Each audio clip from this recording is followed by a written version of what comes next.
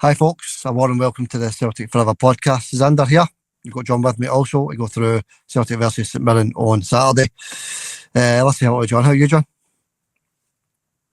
Hi, alright. Looking forward to the weekend's games, of course, just like always. It's what to talk about with your guys like McInnes and all that. They're not happy with the final fixtures, which is good. I like it when they're not happy. Yeah, I don't understand that at all. Martin O'Neill done his press conference earlier on Friday, and he mentioned as well, talking about the conspiracy side of things. He thought it was just Celtic that got accused of the conspiracies. But there's conspiracies all over the place, John, as regards to these fixtures. I don't get it, John. 18 home, 18 away fixtures. That's what you get. That's what every team gets. You know, what these people want. They want Celtic to play every game away from home. I just didn't get any of these. That's nonsense, basically, John, talking about the Celtic Hearts game being the last game of the season. I mean, where are they getting this nonsense from? I really don't know. It's 19 at home, 19 away, by the way. I know you know that, but anyway, it's Hearts, nothing to complain about. It's the last game of the season fixture. The league, in my opinion, is probably going to be finished by then anyway. And even if it's no finished, Hearts can't complain. They've still got a chance. They've beat us twice at Celtic Park already this season, so I don't know what they're complaining about. Do they want other games at home or something? I don't know, John. I've heard a whole load of people complaining about it. I mean, we've just came off the back of 2 away games in a row there. You know, we can't play every game away from home. We've got to play at home every now and again.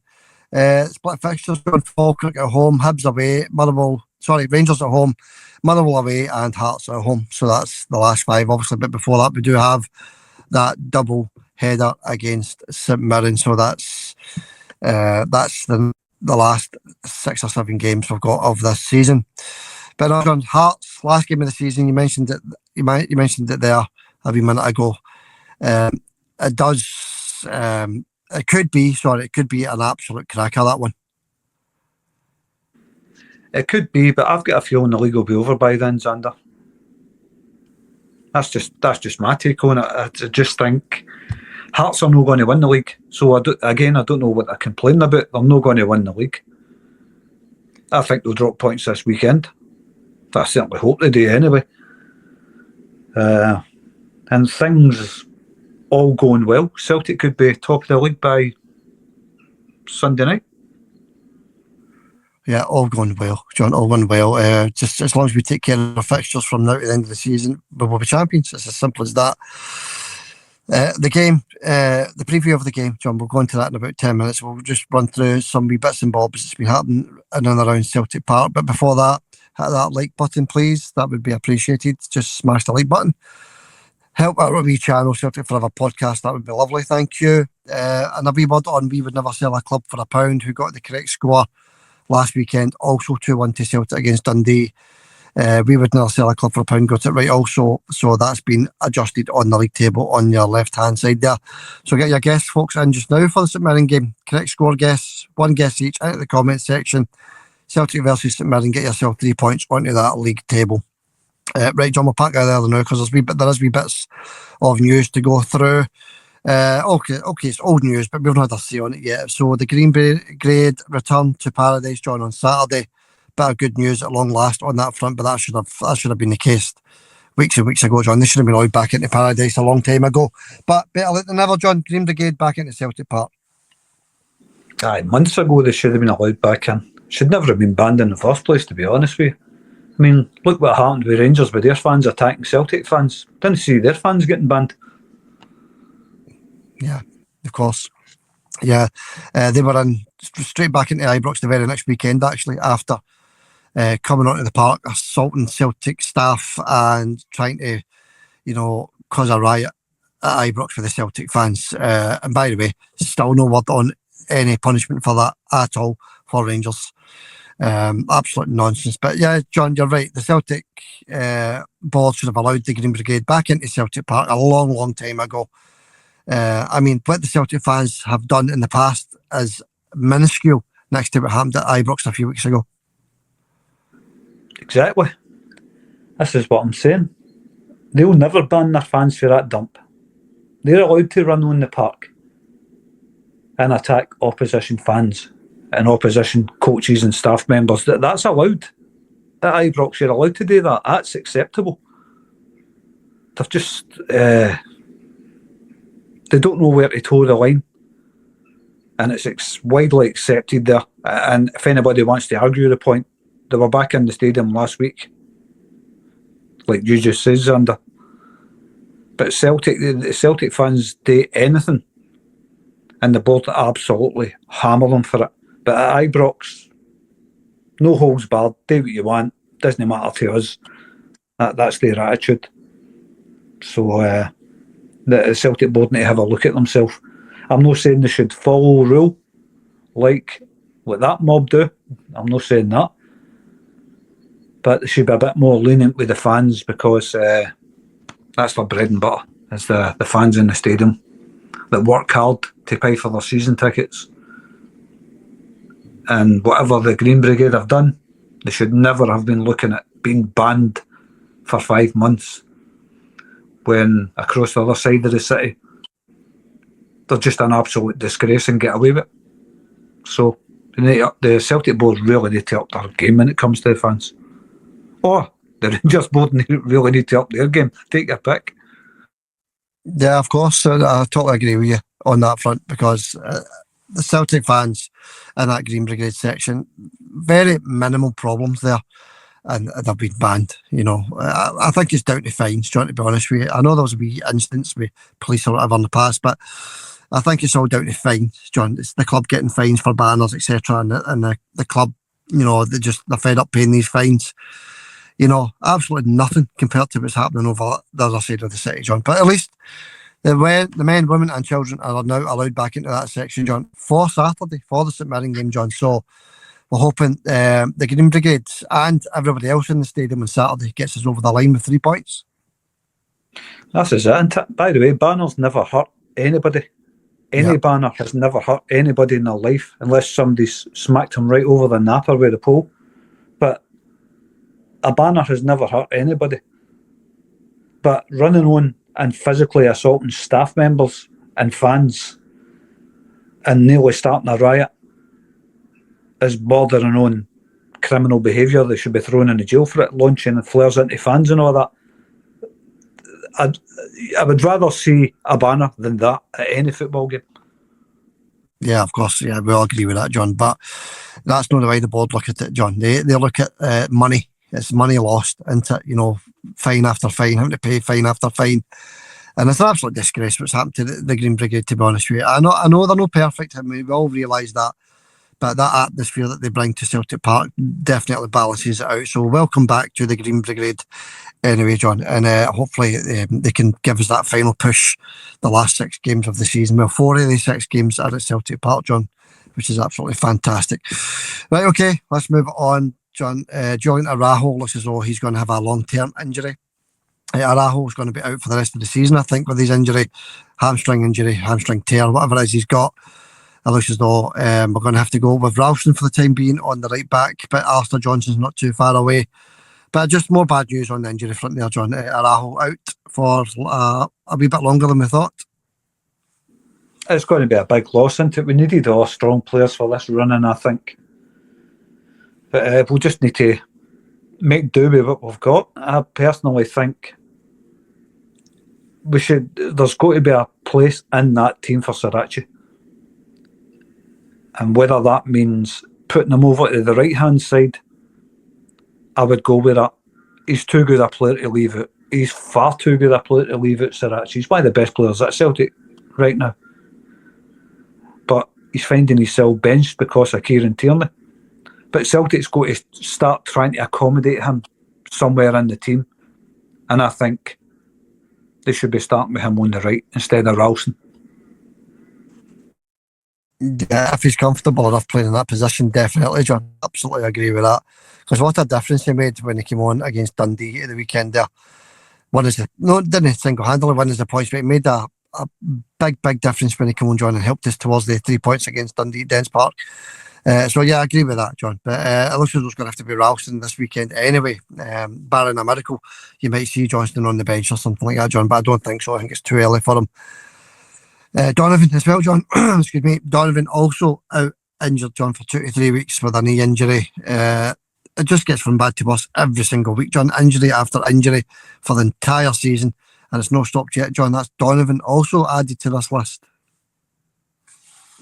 Well, it kind of explains the inconsistency with Celtic, because we've not had a team that's been rock solid this season in terms of selection. We haven't been able to select the same team every week because of injuries. So I think that contributes towards the poor form as well. So you've got to look at that side of things. It's just the whole team off season has been poor. And I think that's a big contributing factor, is the fact that we don't have a regular starting 11 for every game. That's, to me, that's the biggest reason why we're in the position we're in. Aye, it's definitely hampered our entire season, John, along with other stuff, John. You know, the problems with the board, the Green Brigade not being allowed into the stadium, bringing in Wilfred and Nancy when we're absolutely flying under Martin O'Neill the first time. It's just the list goes on and on and on. It's been, what a season it's been. And I said the last time, John, if we come out of this as champions, it's a minor miracle, to be honest with you. And it'll be celebrated for a long, long time. If we come out there, I said this is champions. Aye. It is a miracle if we come out. I wouldn't say unscathed, because we've been poor. Lost a lot of games to a lot of teams we shouldn't be losing games to, even at Celtic Park. And like you say, Martin O'Neill dragged away from leading Celtic to another title in his first spell in charge recently. And they put Nancy in there. And I think every fan's saying, why did that happen? Why did they not even just give him the cup final anyway? Because if he wins that cup final, it gives the team all the confidence they need to go on and win that league. I think we'd be sitting in a far more comfortable position had Martin O'Neill remained at the club instead of Wilfred Nancy coming in. There's no doubt about it in my mind. We'd be sitting at the top of the league by about 9 points right now, probably. But look, it never happened. There's no point in going on and on about it. We need to live with what we've got now. And as all things considered, how bad we've been this season, we could be top of the league by Monday, Xander, or Sunday night, whatever. Yeah, of course, John. And we're going to get to the preview of that game in a wee minute, John. But I just wanted to quickly run through the post-split fixtures, John. A wee quick look at them. We'll start with the Falkirk game. Falkirk at home, John. Obviously, a very decent team. Falkirk, they play Rangers at the weekend. This weekend, we can't take any of these games for granted, because we just mentioned they're off form for most of the season, John. Struggling through games to get wins, last minute winners everywhere. But Falkirk at home, John, so that's going to be tough. Hibs away, John, I think that's going to be one of our toughest games. Obviously, Hibs at Easter Road, that's going to be tough. Rangers at Celtic Park, goes without saying, that's going to be a tough one. Possibly a league decider, actually. And then it is Motherwell away from home, another very tough game, John. Very, very tough for Park, and then Hearts at Celtic Park, John. So 5 games there, John. Every single one of the teams have taken points off us this season. Apart from Falkirk. Falkirk. Start to play Falkirk away from home. That's going to be very, very tough. Falkirk are really good there. On the plastic surface. I don't know if their surface is any better than Livingston and Kilmarnock. I really don't know. But that's going to be that. I've got my eye on that one as well as a potential banana skin for any of the teams going there. Because I think Falkirk, they always pack their stadium out as well. Always a good atmosphere there. So I've got my eye on that one as well. That's a tricky tie, that one. Yeah, for Rangers, John, because we've got Falkirk at home. Obviously, it's at Celtic Park. But it's a tricky tie for them at the weekend, John, on that plastic pitch, as you say. And I'm hoping that they're going to drop points this weekend as well. It's Falkirk at home, isn't it? Sorry. I don't know why I was thinking Falkirk away there. I don't know why I was thinking that. Maybe I'm thinking about the Rangers game. Yeah. But that's a relief, actually. We don't have to play Falkirk there, because that's a very, very tricky one. Just recently turned Motherwell over, no problem, at Fir Park. I watched that. I think they're decent. Falkirk, they're a really decent team. I just think I'm hoping Rangers drop points there this weekend, John. I really am. Hearts and Motherwell this weekend as well. I'm also hoping for Hearts at least a draw there as well. But we look at these games and we're looking at them just now. But it's what Celtic do now, John, isn't it? If we win our game 3 o'clock on Saturday, with only 5 games to go, John, and 3 of the 5 games are at home, it puts us in an absolutely fantastic position, doesn't it? Aye, well, our next 2 games are at home, aren't they? Falkirk, is it Falkirk and St Mirren? Or St Mirren first, then Falkirk. Look, even they 2 games are tricky for Celtic. Celtic is not a form team. We're not a form team. Anybody think we are is kidding themselves on. They're just not a form team. They're struggling to get wins over the line against every team. So, even looking at these 2 games coming up, St Mirren, then Falkirk. Talk about the league games, by the way. The cup game will take care of itself. That's a different thing. Yeah. But they're 2 tough games. The 2 games at Celtic Park, Falkirk and St Mirren, really, really tough. And St Mirren will be looking at this game at Celtic Park. St Mirren, they'll be looking at this game as a rehearsal for the semi-final. So they'll be well up for this. This is a tricky game, the Morazander. Yeah, and every time over the last year or two, John, St Mirren, I keep myself to part. Look at the day we won the league last season, John. St Mirren had to take a last-minute goal, and then it's very tough, John. But I think we're more than capable of doing it, John. And it's a must. It really is a must that we go there. And an early goal would be absolutely fantastic. But John, we'll get into that in a minute. But as you say, it is the dress rehearsal for the semi-final as well, Scottish Cup semi-final, John. I mean, you look at it, we'll put Rangers out of both domestic cups. We're into another semi-final. We're only 3 points behind the top of the league. Considering the season that we've had, John, I think it's a minor miracle where we're at just now. Right, okay. So that's the post-split fixtures anyway, John. It's going to be 6 very, very tough games, especially the post-split 5, John. They're going to be very tough. There's going to be a lot of pressure and nerves as well for all 3 teams, John. As every team will find it stressful. Every team knows what's at stake. But it is what it is, isn't it? I mean, I'm not a fan of this splitting the league into 2 halves.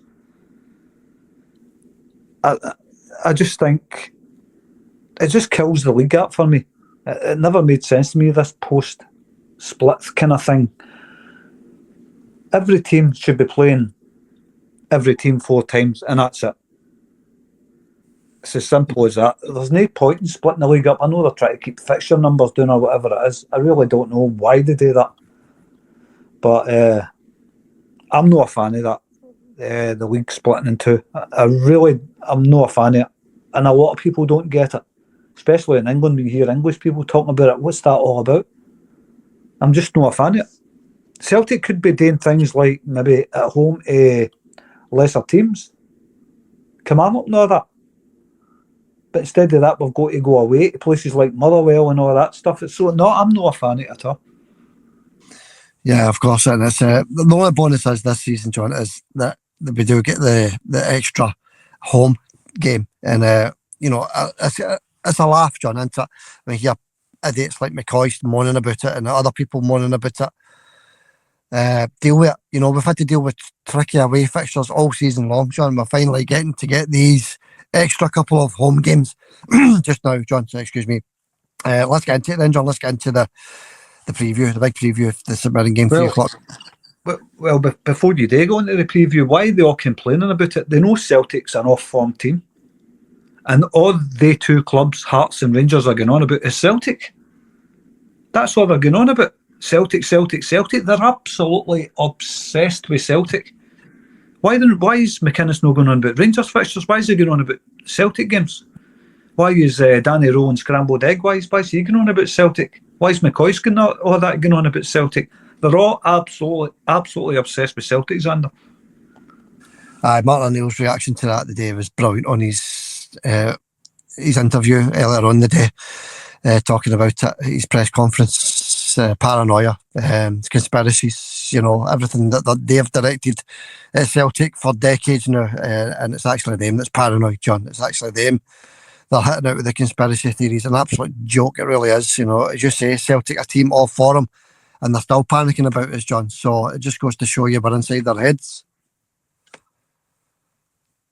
24/7. 24/7. They can't get us out their minds. That's just the way it is. They're absolutely obsessed with Celtic, and that isn't even debatable. It's there for all to see. I was waiting for it. As soon as the fixtures were announced, I was waiting to see what the reaction was going to be from Ibrox and Tynecastle. To be fair, to Tynecastle, it's mostly been ex-Rangers players, Rangers managers, Rangers players, Rangers fans all going on about it. The game against Hearts at the end of the season, that's Hearts' only problem, really. But what are they wanting? They've got to play sometime. They've already played us twice at Tynecastle. Is it twice at Tynecastle we've played then? That's twice, isn't it? Yeah. We've won 1 and drew 1 there. And they beat us at Celtic Park, no problem. So, look, they've nothing to worry about. They've nothing to worry about, nothing to complain about, I mean.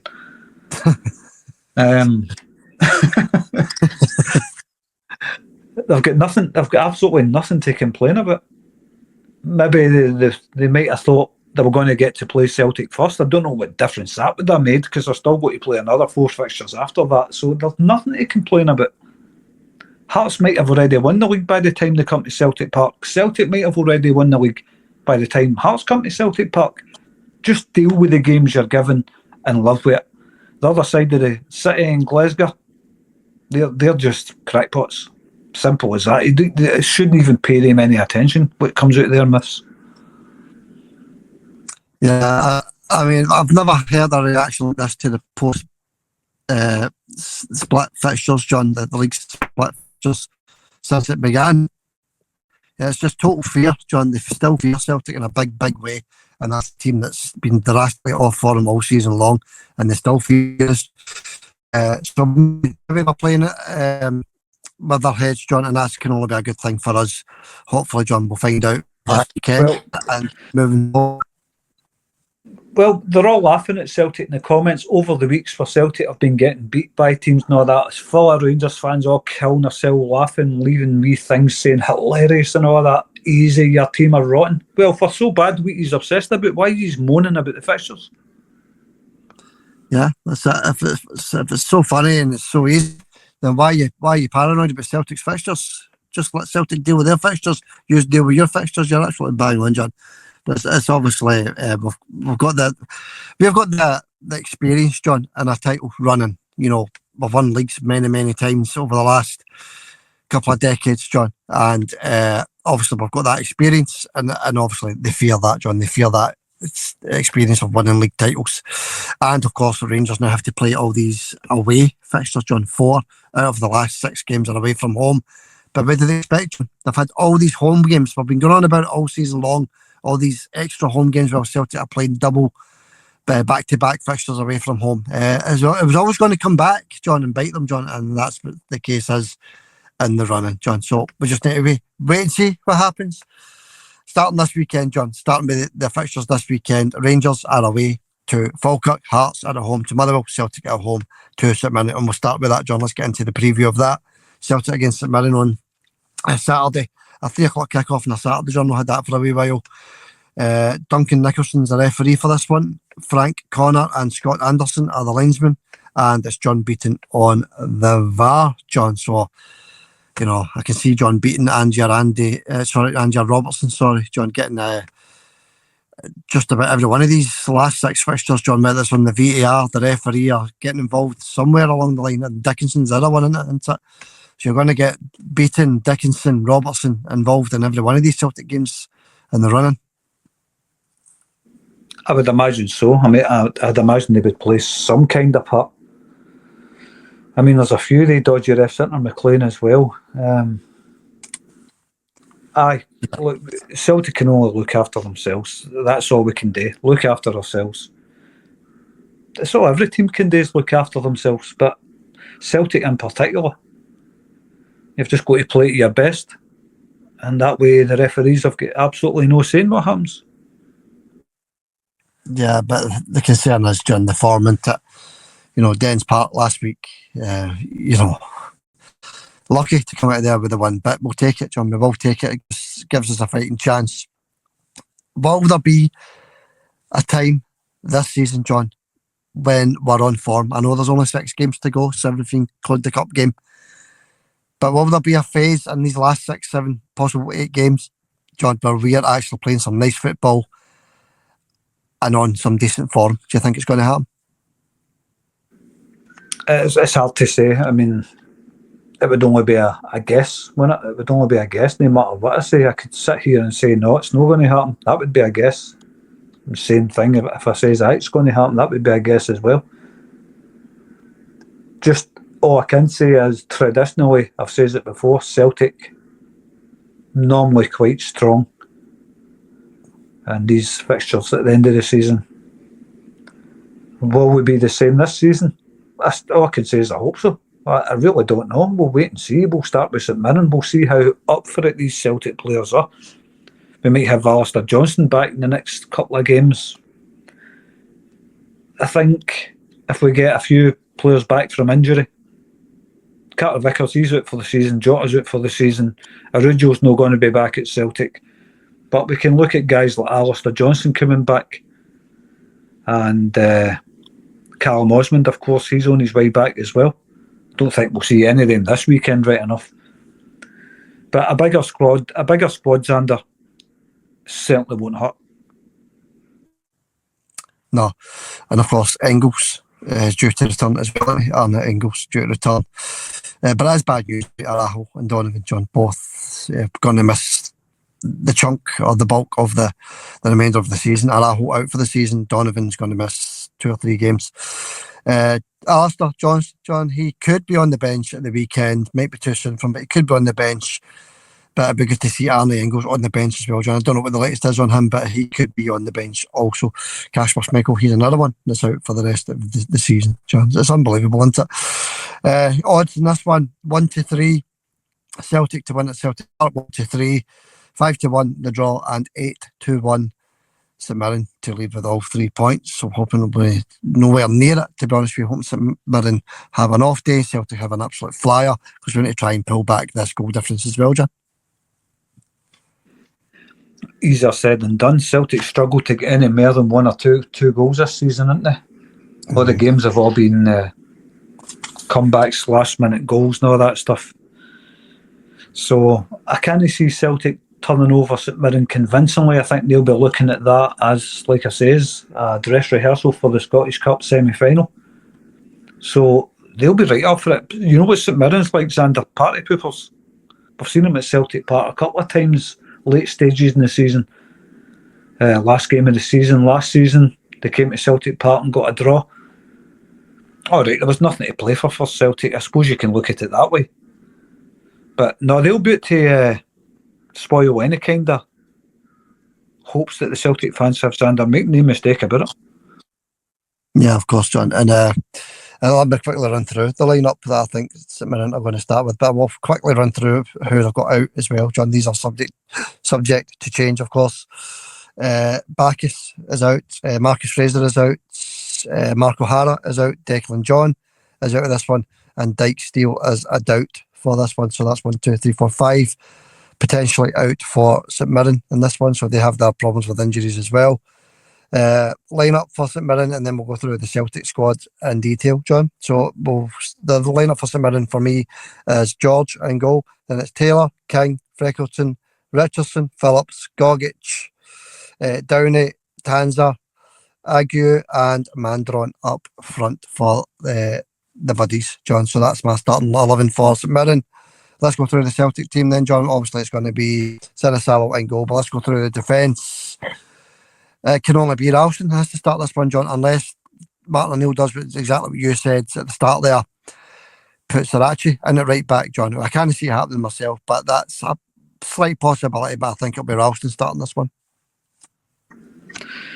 Yeah, I could put Tierney on the right-hand side. Yeah. I mean, we've seen Tierney playing there for Scotland a couple of times. Yeah. So why not try it at Celtic? I know Kieran's strongest on the left-hand side. I know that he whips in some good crosses and stuff. I just think Sriracha offers more going forward. I just think there's got to be some way that we can squeeze Sriracha into the team. But anyway, left-hand side, Kieran Tierney, innit? Yeah, Kieran Tierney, John. It's going to be Kieran. It's going to be Ralston on the right. Centre half two, just as usual, John. I would suggest Trusty and Scales. I would suggest. I would suggest that as well.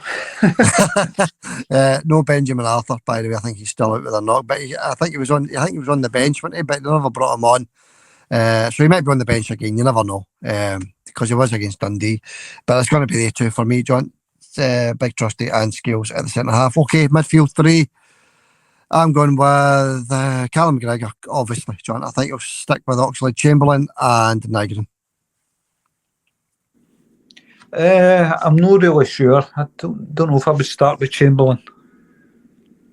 Might be alright at Celtic Park. I really don't know, but I've got a feeling Engels will be back this weekend.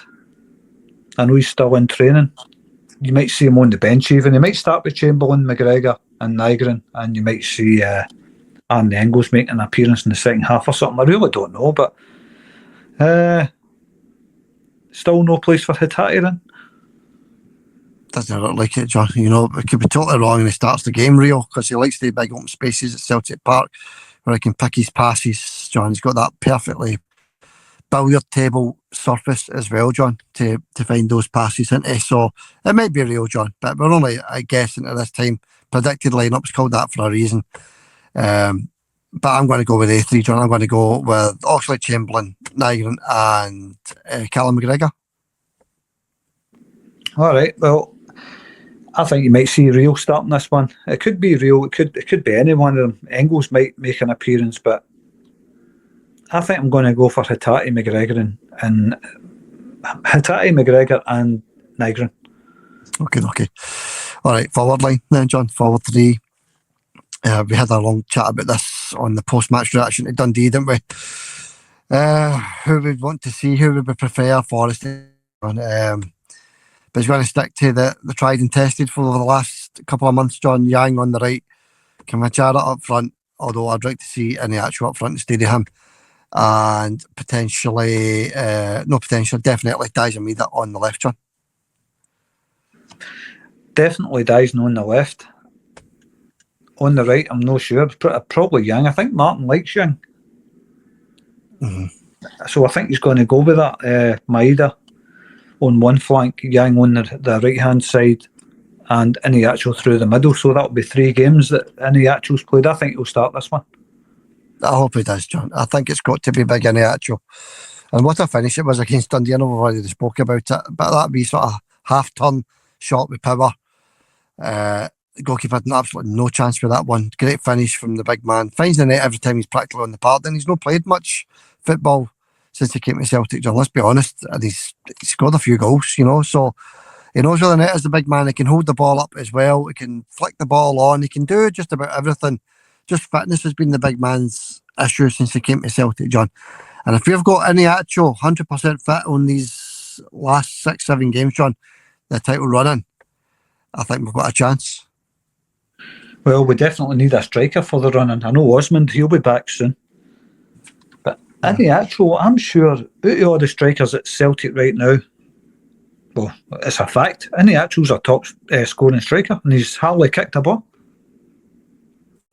Yeah, of course, John. It's a sad case when you look at it that way. You know, you've got strikers out all season long. Then we sign strikers, they can't, hit a barn door, John. You know, it's quite poor. It's been a very, very poor season for the strike force.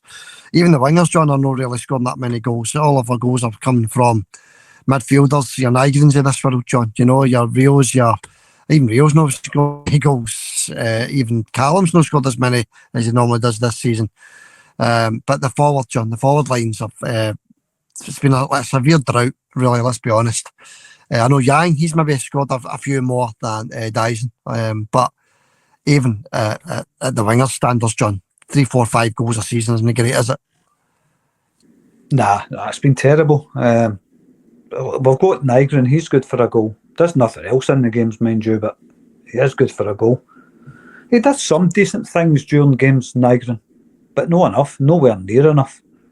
I just don't see Nygren as a central midfielder. I just don't see him as that. I see him either as a winger or a striker. And striker makes more sense considering he's banged in 20 goals for us this season. Yeah, of course, yeah. And then you've got your others, John, your Adamus of this world to come into the club, nowhere to be seen. You know, it makes you wonder who looked at these players, John, and thought it'd be a good idea to bring these boys in. Nowhere to be seen, John, absolutely nowhere to be seen, these guys. Just a waste of money, really. Total waste, aye. I know he scored a goal for us, Adamu, didn't he? Wee back heeler, I think. Yeah. Other than that, he's done absolutely nothing. So I don't think you'll see any of the two boys making an appearance for Celtic again this season. I don't think you'll see that unless, God forbid, we get any more injuries. But yeah, for me, that's the only way you'll see Adamu back again. Yeah. It's just been one of these seasons, John. And I still have my doubts. I really do have my doubts about what's going on and lifting this trophy. I'm still hopeful. Don't get me wrong. I'm still hopeful we can do it. I look at the form that's been there all season long, and I really do worry, John, that we're going to these last 6-7 games on that form because we really need to pick it up now. Something's got to change with the form. There's got to be a shape to the team for a start. There's absolutely no shape to Celtic. They're just hoofing it up the park mostly. It's like as if they've ran out of ideas. We'll just hoof it up the park. And I'll tell you something else that's really annoying me right now. Liam Scales putting the ball out for throw-ins when he can boot it up the park. Because every team in this country's got a long throw expert that can trouble that Celtic defence. And I'm seeing it time and time and time again with Liam Scales. He's just putting the ball out for a throw-in in dangerous areas. Get it hoofed up the park. Stop this nonsense playing it safe and just tapping it out for a throw-in. I'm sick seeing that for him. Yeah, I know, John. It's just, I don't know what the instruction is. It must be all coming from the training ground, John. There's been a lot for all the players this season, John, that you're scratching your head. You know, why is he doing this? Why is he doing that? It's been happening all season long. And it's concerning, John. And then you look at the other side of things as well. Other players that came in, nowhere to be seen, money wasted, thrown down the drain, if you like, Balak Wishers of this world, John, you know. And Vuka was another one, Minty. He was another winger that came in, sort of right-sided winger, midfielder. Just money down the drain, John. And then you've got players that are, you know, experienced, just knock the ball right out the stadium. There's just been something wrong at the club all season long. Just confusion with different tactics and all that. They've been given different instructions by 3 different managers, all that stuff. It's tough for a team to try and cope with all that, you know, in such little space. But obviously Nancy's was the big problem, wasn't it? Rodgers obviously doing his night flit again, running away. Yeah. That Nvuku, but is it Nvuku's name? Is Mvuku? Yeah. When I seen him coming on, I was thinking, who actually scouted that boy and thought he'll do us a turn? He looked like one of the players that get a chance in a testimonial game, you know, like an actor or something like that. It's like Greg Hempel at a still game or something coming on in a testimonial match. You can't touch the ball properly. That's who reminded me, something like that. You know, when you see an actor turning out for a testimonial game. His first run out for Celtic was pretty poor, John, wasn't it? It really was. It was beyond that, Xander. How that boy actually made it to professional football is what I was asking myself. Yeah, of course. But we're still there, John. We're still in with a shout. That's what I keep going back to. We're still there. We're still in with a great shout. We just need these performances, John, to start clicking. We really do.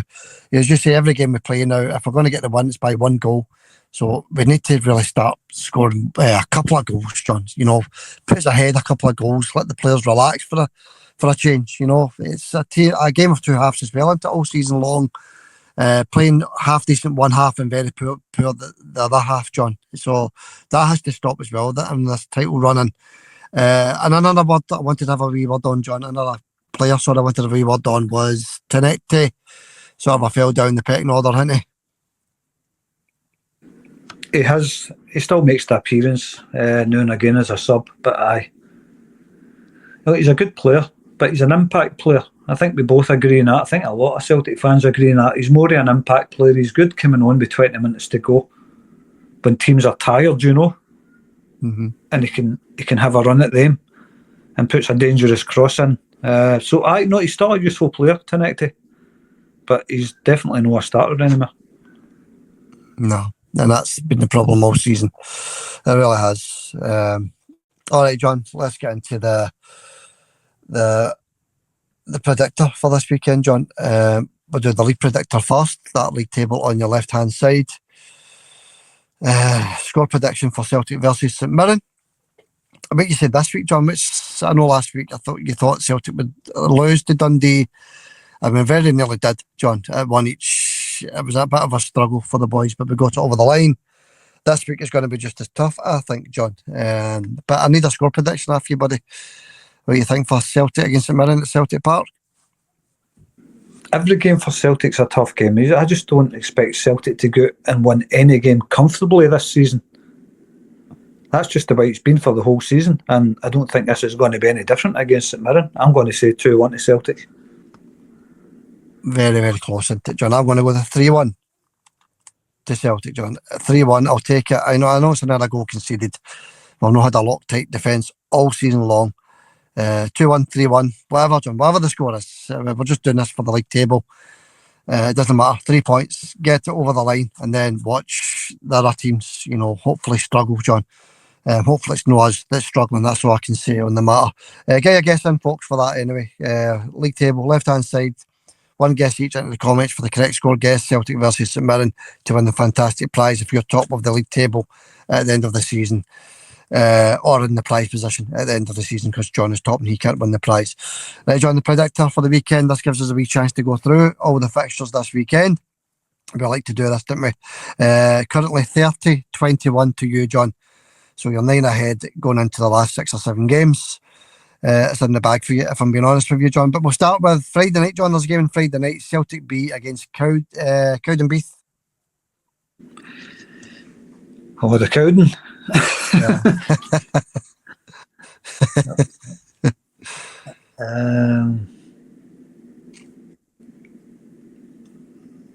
I think they had a close game last week, didn't they? The Green Brigade turned up for it. I can't mind who it was against. Was it Alloa? I think it was. Albion Rovers lost 3-2, John. The Albion Rovers. Yeah, Cliftonville. Aye, the Green Brigade turned up for that. Cowdenbeath. I'll say 2-1 to Celtic B. I don't think I've backed them all season, but I'll go for a win in this one. I'm going to go 2-1, John. Yeah, 2-1. I'm going to go a high scoring game this one. Sorry, my pen's just ran it. Can you believe that? Anyway, it doesn't matter. I'll say 4-2 to Celtic B in this one, John. Okay, on to the serious stuff. Aberdeen against Hibs on Saturday. Aberdeen against Hibs. St Mirren turned Aberdeen over 2-0 last week, didn't they? Yeah. So they're going into the Celtic game on form. Then again, it's only Aberdeen in it. All dismal Dons, absolute mince. I think Hibs will take points after them. I'm going to say a draw though. I'm going to say 2 each. All right, John. I will say 1-0 to Hibs in that one. Dundee United against Livingston. Oh, they've got to play in that pitch, Livingston, isn't they? Aye. Oh, Yeah. That's bad, that park. I mean, if it wasn't for that park, Xander would be sitting top of the league right now. Yeah, of course. And I was thinking about that, John, because I forgot to mention it when we spoke about it. I know it was a while ago now, Dundee United game. They abandoned the Celtic going up to Pittodrie game. Remember the Aberdeen game about a month and a half ago? Because of rain, John, the park was in good condition. A wee puddle here and there, and they abandoned it. Why did they not abandon the Dundee United game? I really don't know. Maybe running a bit on mud helps the totties grow. I think it's ridiculous, John. That Pittodrie pitch was perfect for playing on. couple of puddles. Yeah, you're going to get that in any football park when it's raining, John. And they went ahead with the Dundee United game on the surface of the moon. I said that last week, John. That's a disgrace. And as you say, if that game would have been abandoned and we could have played it midweek when the park was a wee bit better, a wee bit later on in the season, John, we might have been in a better position. But anyway, John, Dundee United against Livingston. Oh, we can't just blame Dundee United, Xander. We've been rotten all season. We've lost to every team just about. Yeah. But that pitch, I'm just going to the most recent game we lost in, it's Dundee United. Had that pitch been in tip-top form, we might have got the 3 points there. But that's all ifs, buts and maybes. We were made to play a game on a tatty field when we could have played the game at Dens Park, just 50 yards across the street. So I never understood that one. But anyway, Aberdeen against Hibs at Pittodrie, I'm going to say, is that where we're at? No, Dundee United, wasn't it? United Livy, yeah. Dundee United Livy.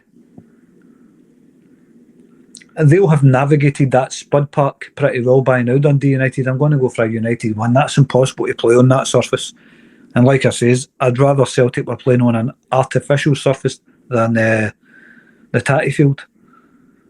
And I'm being serious. I'd rather Celtic were playing on a plastic pitch than that. That was just an absolute disgrace, that. Yeah, of course it is. I'll go for a United win. They'll be used to that. I'll go for a 2-1 to Dundee United.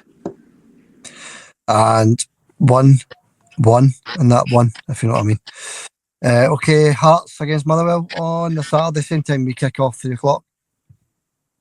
Motherwell have been off form. They have. I watched them getting beat by Falkirk last week. Yeah. Who else was it I watched them playing recently? I can't remember, but they've dropped points in the last 3 or 4 games, Motherwell, including Celtic. I think Celtic started the rot there. I'm going to say Motherwell, they still play good stuff, by the way, even though they've conceded goals, but they still play decent stuff. They create a lot of chances. I'm going to say 1 each in this one. A lot of pressure on Hearts, I think, John. 2-1 to Motherwell in that one. Kilmarnock Dundee on Saturday also. I hope you're right with that last result. Who was that? Who was it? Kilmarnock Dundee. Kilmarnock Dundee. I just think Dundee are a far better team than Kilmarnock, but going to play on the plastic surface might be a bit tougher. I think I'd draw in this one, 1 each. Another 1-1 for John. I will say 2-1 to Kilmarnock in that one. And final game of this predictor, John. Final game is on Sunday, and it's Falkirk against Rangers at the Falkirk Stadium.